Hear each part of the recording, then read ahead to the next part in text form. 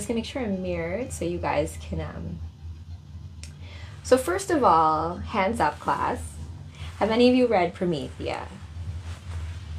No? Yes? Oh yes, Watchmen, Swamp Thing, V for Vendetta, that just keep pumping out. Oh, wow. Alan Moore must hate that.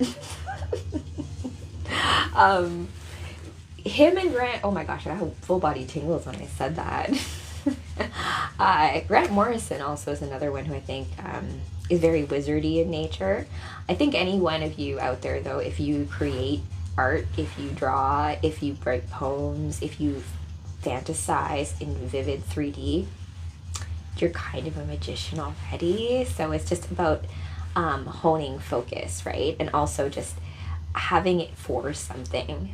It's about goals, because my nickname at work was Two, the Rage, and then also Unicorn, right? Because I would make magic happen, because no matter what obstacle there is always a way around it, right? We just haven't figured out the solution yet. So I look at technology as a response to a solution, but magic is more about, how do I define it? How do you guys define it? Because a lot of people are just like, well, magic is like, well, I can just make whatever appear, or make things disappear, or make things levitate. But like, what's the difference between like having superpowers like Supergirl and magic, right? So I have Promethea. I'm gonna answer that question with not an answer. Oh, hey, Samurai Ninja, welcome to the live. So we are reading some Promethea before I do some Justice League Dark. I was gonna just go into the synopsis of that, but that's about divination, right? So what stories does the universe want to hear tonight? Let's revisit Promethea. So the story behind Promethea for me is super trippy. So I tell you guys my own personal journey to magic.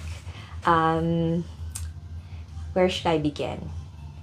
Okay, so when I worked in corporate from, oh my gosh, 2012. Yeah, 2012. Oh, thanks, Samurai Ninja. So 2012, yes. Oh my gosh, the time and in my head is all going crazy for a second. Like, where are we in time space? We create roles for those that we love to step into our lives, and we have more sovereignty over it than we think. And Promethea is a beautiful read, right? It's this idea that she is meant to be a living imagination. So I'm just going to read you some of my favorite panels. The illustrations are done by Mick Gray, I believe, or J.H. Williams III. Yes, penciler. It's fun how, with comics, how Alan Moore is not an artist, right? So this idea of like having a story that artists, or who he chooses to, like, Dave Gibbons is the artist for Watchmen, right? And that's a very different look than this comic book, which you'll see. It reminds me a lot of like Fifth Element vibes. It's supposed to take place in 1999. Now, if you're not familiar with Promethea, I'm just going to give you some back origin story. I'll read you that panel. There's some beautiful work here. I'll show you first. Like that. Is that great? I love it. Let's read you here. Alexandria, 411 AD. And so this like takes place in Alexandria back in the day, right? And then, well, there is nothing for it. They are coming for me, as they came for beautiful Hypatia. Best go now, beloved daughter. All my love and all my gods shall be about thee as a mantle. Father? So her father's a magician. And basically this is the origin story of Promethea. She was once a little girl. I'm not gonna, this read already exists. I have it somewhere on my channel. I don't want to revisit it because there's already so much that happens in this story. We could probably spend some time on Discord or on not TikTok, to dissect it a little bit more, because intel on astrology helps you understand what I think Alan Moore's trying to say in a lot of this kind of stuff. So you basically have this like Christian fanatical mob that's coming after heretical magicians here, and they murder him. We go back into present day 1999. You can see the flying taxis. That's why I say it reminds me a little bit of like Fifth Element. Check to see if it doesn't look like I'm restricted. Like I'm still able to like get diamonds and stuff, so I think we're okay. It's all like manifestation magic, right? I think it's also too that this shirt is really low cut, and it's like, I think it's the, I'm not gonna attempt it. The cleavage thing, I think. Okay, so I'm gonna back up a little bit and face this way. All right. So I'm just giving you guys some backstory as to how Promethea became Promethea. So we're now out in the middle of the desert near Alexandria, Egypt-ish area. Alexandria, 411 AD. Father? Father, it's getting dark, and I'm scared. Girl, your father's gone. Father? Father, please, don't be dead. Please, please, please. I don't know where to go.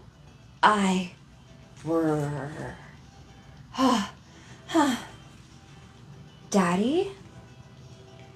Daddy, you said I'd be all right. She's crying. I'm all on my own, Daddy. Please save me. You said there would be gods. You said they would look after me. You promised, Daddy.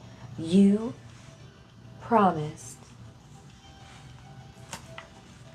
And then it cuts to, like if this was like a movie or like an animation, cut scene. And then now we're back in 1999, where Sophie Bangs, think of it Sophia, and then the Big Bang. That's like how I look at that name. Remember, names and stories are not for nothing. Even Zatanna, her name, like she's named after her father, Zatara, and he was also a magician. Also, Zatanna is one of those characters who's also like famous. She's like a famous stage illusionist. And you don't see a lot of female magicians out there, right? My hubby was telling me about this girl magician. She was like a princess, and she used to teach magic. I'll find that show. But I'm like, oh, we should recreate that. Do like, okay, guys, I'm going to teach you how to do card tricks and how to make yourself levitate. Okay, so... Oh, yes, Zatanna and John Constantine together have some good... chemistry as well. There's a cute scene in the Justice League Dark, because I'm not going to go into that just now. We're gonna finish up Promethea, and then we'll jump to Justice League Dark, because those themes are going to interconnect, I think, actually. Your name is John. Oh, John. Well, thank you for bringing your energy to this live. I feel like there's such divination that happens when I do these, right? And the story that I tell, or the story that ends up coming out and is received, right? Because there's only magic when you're there to get it, right? So for me, it never matters to me whether there's like 100 people or like 2 people, or if it's like my hubby listening to me, right? Because or even no one. I recommend you guys even like try reading out loud.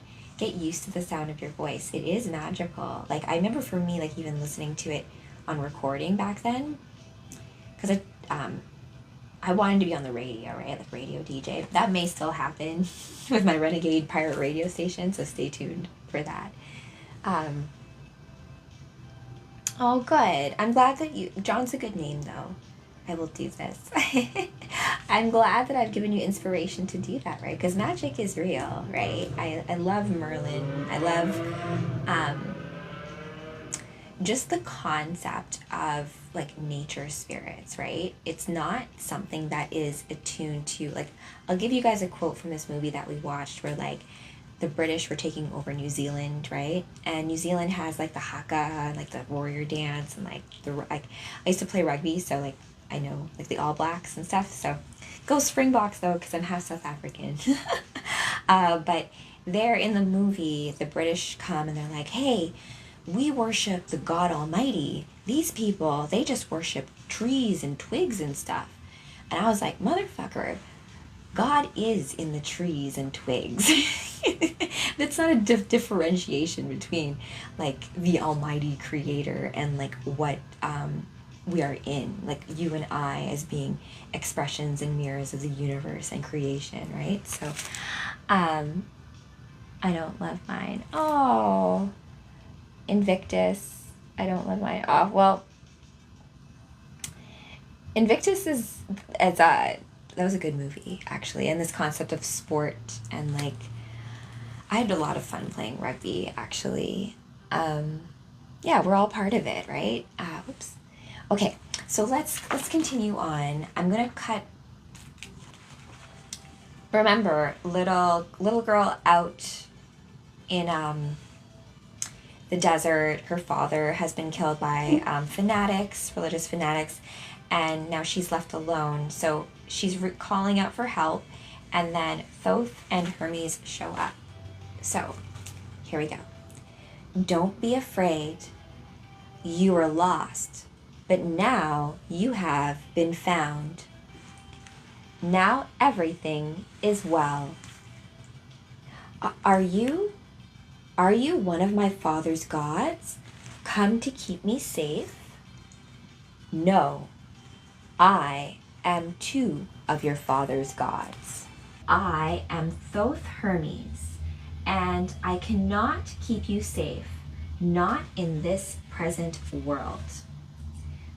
Why not? Our influence here is waning, our priests slain by those of the new god. A dark age is coming. Only in my world, the immateria, can I protect you. And there you would no longer be a little girl.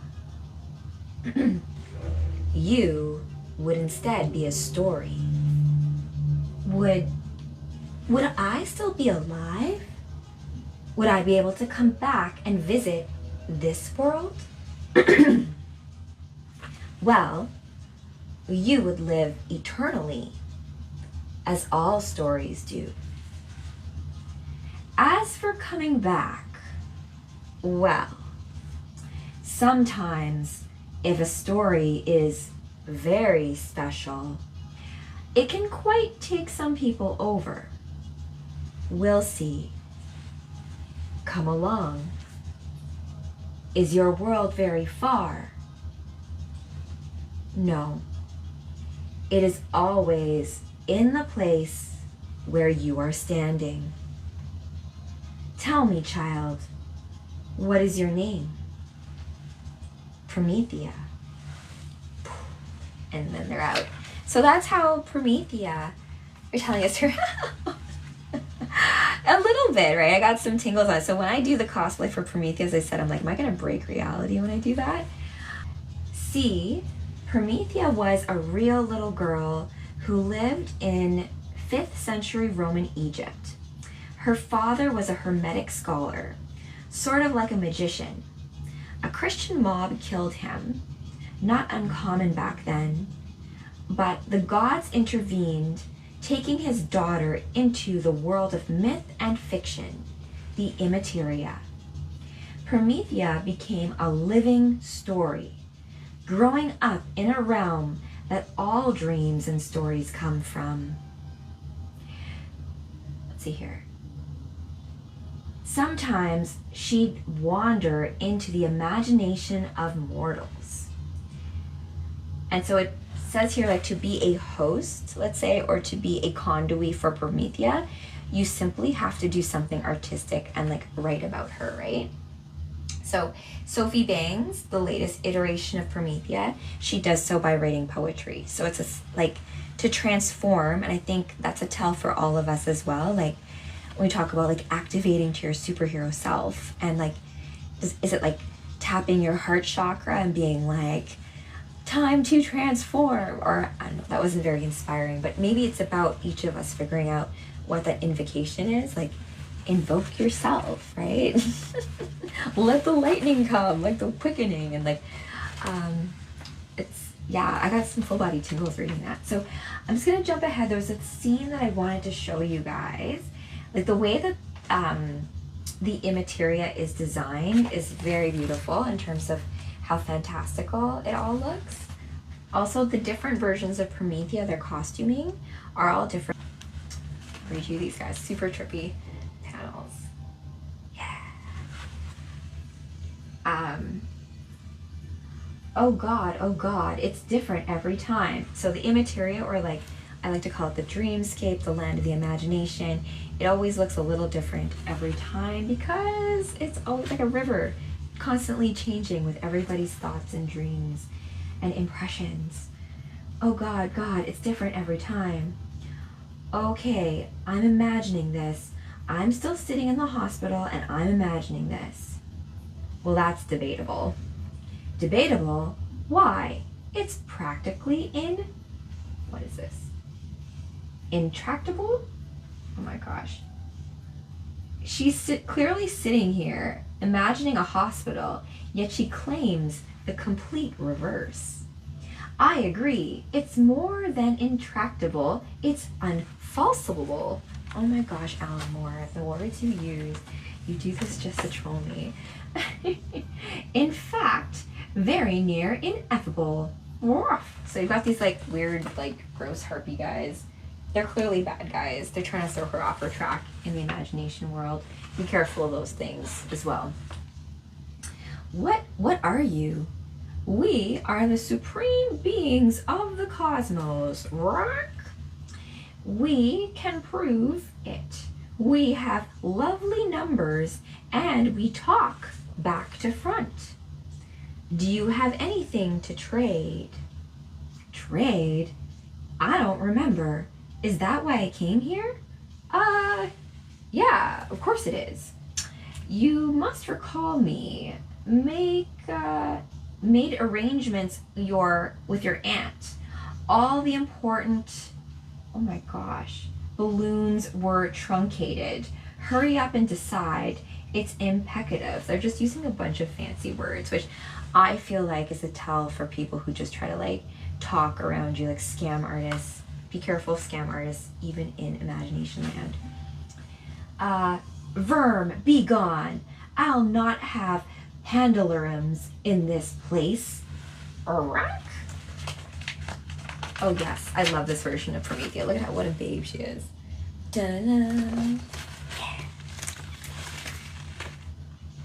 I think you heard me.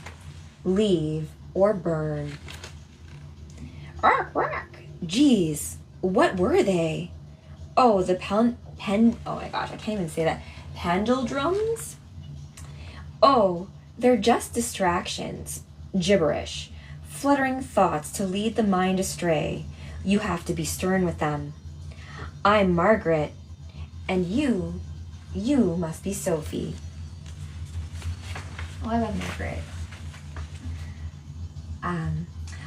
Yeah, Sophie Bangs. I guess you're here to meet me because I'm who you thought about, because I'm who you thought about most recently. Yes, the rules are surprisingly simple once you know them. I'm glad you came, Sophie. You need counseling. You need advice. Yeah, that's what Barbara said. Listen, first off, I am sitting in a hospital imagining this conversation, right? Well, yes, your body is sitting in a physical location, and this is all in your imagination, not your imagination. So, the imagination. The imagination You make it sound like there's only one of them. Oh, there is. There's a material world and there's an immaterial world. Both worlds exist, but in different ways. For example, chairs exist, but so do the idea of chairs. Yeah, okay, but I mean, everybody's imaginations are separate, aren't they? I mean, everyone has their own private mental space, right? Of course they do. Just like their house is their own private physical space. But the territory outdoors belongs to everyone. If your mind behaved like a place, I mean, every time anyone followed a trail of thought, they'd be walking a pathway into the immateria. Humans are amphibious. Sophie, that means they live in two worlds at once, matter and mind. I know, right? This is just the beginning of Promethea too. I was like rereading this and I'm like, what the heck? Oh, this part's good. Look at how trippy it looks. Super psychedelic. Great. Love it, love it, love it. Yet, many people only notice the solid world they have been conditioned to think of as more real.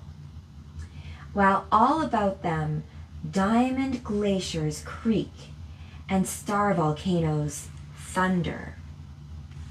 But what about ideas? Why do some people have better ideas than others? Oh, ideas grow like flowers here. Some are common ideas found everywhere. But if you want the rarer ideas, the more exotic blossoms, you'll have to travel further. Artists, scientists, philosophers, they're the pioneers of these territories. But you're saying anybody could explore this if they wanted to. Oh yes, that's why Promethea's enemies find her so threatening. It's what she represents. What do you mean? I mean, Jack Faust told you that Promethea was intended to end the world. In a way, he was right. Promethea makes people more aware of the vast immateria. The vast immateria realm. Maybe tempts them to explore it. Imagine if too many people followed where she led. It would be like the great Devonian leap from sea to land. Humanity slithering up the beach from one element into another, from matter into mind.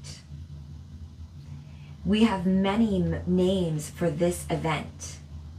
We call it the rapture. We call it the opening of the 32nd path. We call it the awakening, or the revelation, or the apocalypse. But I suppose end of the world will do. But the end of the world, that's a bad thing, right? The world isn't the planet or the life and the people on it. The world is our systems, our politics, our economies, our ideas of the world. It's our flags and our banknotes and our border wars. I was at Ypres. I was at the Somme. I say this filthy mess ends now.